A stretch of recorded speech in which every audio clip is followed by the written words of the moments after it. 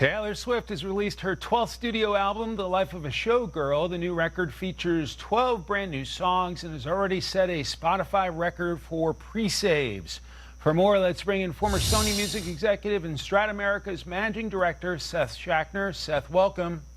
Good to be here, Mike. So Spotify says Taylor Swift's Life of a Showgirl is the most streamed album in a single day this year. What is your analysis of her hot new album? You know, look, this is, to me, and there's a lot of critical analysis of this to a degree that I can't believe sometimes, but this is what I just call pure American pop. And there's nothing like it. It's still the best in the world. I mean, there is K-pop and reggaeton out there these days, but this is an artist who has worked enormously hard and is really doing what is all about her, in her own interest, and her doing her own thing, not straying from that. And it's a bit of a return to earlier pop releases from her. It's produced by someone named Max Martin, who is a longtime pop songwriter and producer. And yeah, it's great stuff, and for sure it's setting off every streaming record there is out there. But I think a little bit more importantly, she is also helping a lot of other parts of the music ecosystem with it as well. Interesting. Okay, Life of the Showgirl is her 12th studio album, has 12 tracks, 5 million plus pre-saves on Spotify is a record. Expected to bring in between $35 and $40 million. In today's music business, how huge is all of that? Look, it's enormous, and she is in very rarefied air, this one. She's actually not a great comparison to the overall music ecosystem, because most artists these days, Mike, don't really earn a lot of money from streaming at all. They have to do other things like touring to support themselves.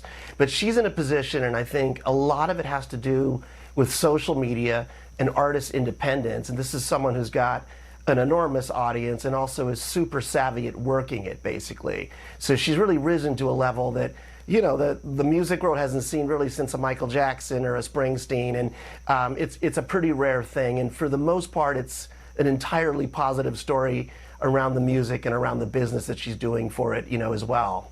We know she's engaged to Travis Kelce of the Kansas City Chiefs, so she is very happy in her personal life. Is that changing her music? Yeah, I think it probably is a little bit. There's a bunch of critics that are looking at this as a, maybe a creative precursor, if you will, to different music she's going to put out down the road. But, when I go back to it, I really just hear pure American pop. She's just got a lot of really wonderful compositions on this. She has Sabrina Carpenter on the title track for the album, which I think is actually personally the best track. So this is an artist who is going to stay true to her essence, in my view. You're not going to see, an experimental jazz odyssey recording or a heavy metal collaboration with her. She knows what she's doing, and she's very, very good at it. And maybe the music will mature a little bit. We're almost out of time, but can you imagine the pressure to keep topping your previous records?